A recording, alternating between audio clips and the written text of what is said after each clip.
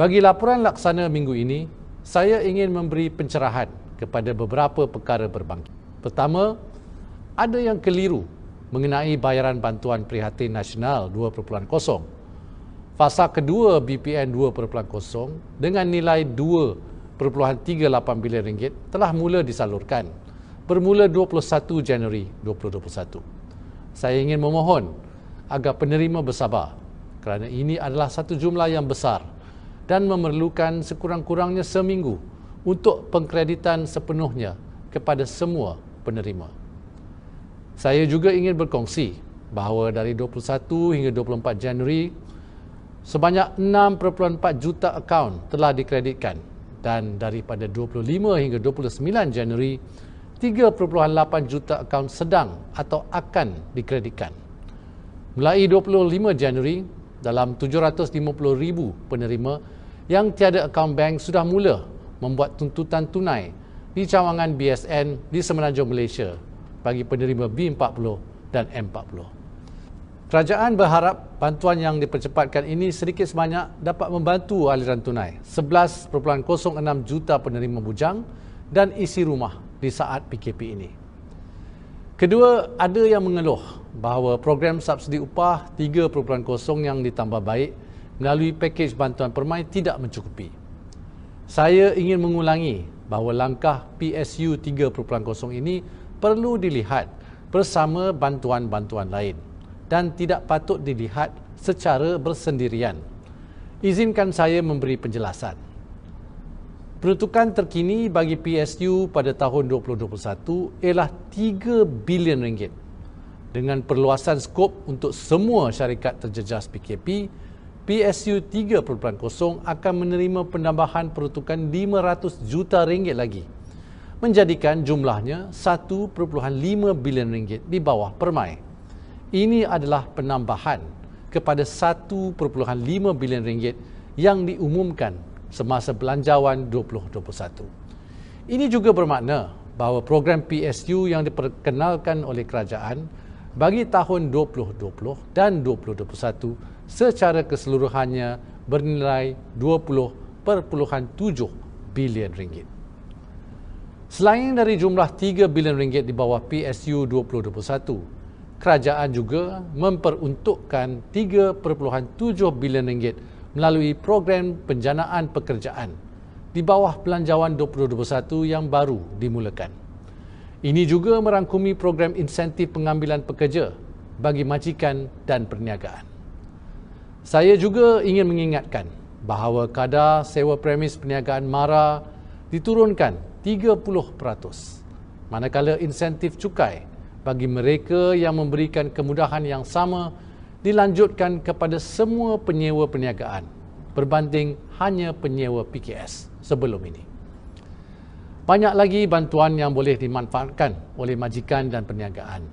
Maklumat lanjut boleh didapati dari portal Belanjawan 2021 yang menyenaraikan semua manfaat Belanjawan 2021.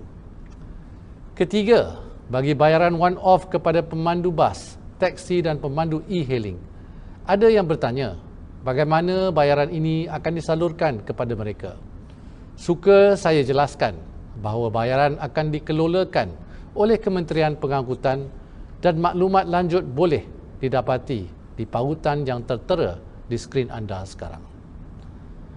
Keempat, bagi geran khas prihatin permai atau GKP permai, saya pasti ramai PKS mikro yang tertanya-tanya bagaimana manfaat ini boleh didapati.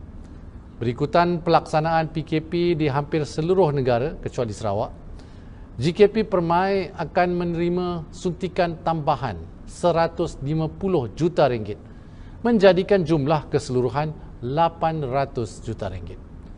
Bagi PKS mikro yang telah pun menerima GKP sebelum ini, mereka tidak perlu mendaftar semula dan bantuan RM1,000 akan terus dikreditkan ke dalam akaun mereka.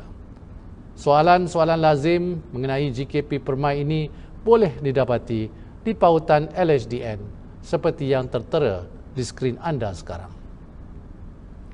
Untuk makluman semua, kerajaan telah menyalurkan sebanyak RM2.55 bilion kepada PKS Mikro melalui program GKP dan GKP 2.0.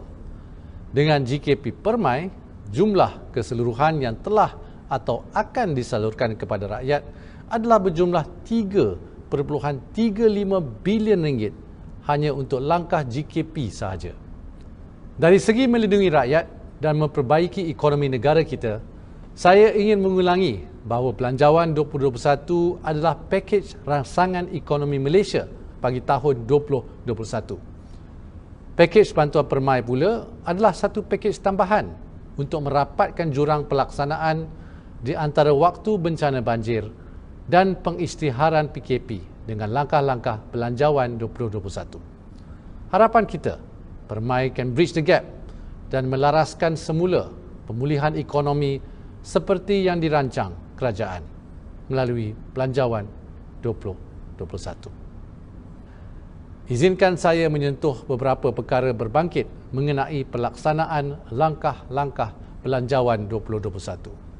Pertama, fasa pertama bantuan prihatin rakyat yang dipercepatkan daripada bulan Mei kepada hujung bulan Februari. Saya ingin mengulangi bahawa proses permohonan baru BPR sudah dibuka sehingga 15 Februari melalui pautan bpr.hasil.gov.my. Diharapkan bantuan ini dapat memanfaatkan lebih daripada 8 juta penerima B40 yang lulus di bawah BPN 2.0 dan bantuan sara hidup 2020 serta mereka yang lulus permohonan baru nanti. Kedua, terima kasih saya ucapkan kepada Kementerian Pendidikan yang bekerjasama rapat dengan Yayasan Hasanah untuk mempercepatkan penyampaian 150,000 komputer riba oleh GLC dan GLIC mulai bulan Februari bagi memastikan anak-anak kita dari keluarga B40 dapat meneruskan pelajaran secara dalam talian walaupun dari rumah. Ini adalah salah satu cara kita memanfaatkan ekosistem kerajaan bagi membantu golongan yang memerlukan. Ini juga bukan kali pertama Yayasan Hasanah berganding bahu dengan Kementerian Pendidikan bagi menyumbang kepada perkembangan sektor pendidikan, terutamanya bagi pelajar-pelajar di luar bandar. Untuk pengetahuan umum, dari tahun 2015 hinggalah 2019, Yayasan Hasanah telah membelanjakan sebanyak 363 juta ringgit untuk tujuan ini. Bagi saya, pelaksanaan yang berhasil adalah lebih penting daripada angka-angka peruntukan yang saya nyatakan tadi. Ulasan pendek ini sudah menyentuh pelbagai inisiatif untuk rakyat dan perniagaan. Yang penting sekali, agensi dan kementerian akan terus memudah cara proses penyaluran bantuan supaya semua pihak yang memerlukan akan disokong untuk bertahan atau bangun semula. Ini juga sebab utama laporan laksana ini dihebahkan setiap minggu selain dari segi aspek ketelusan. Saya harap para penonton dapatlah pergi ke laman-laman sesawang yang kita tunjukkan seperti agensi-agensi terlibat untuk mengetahui lebih lanjut dan mendaftar untuk menerima bantuan-bantuan.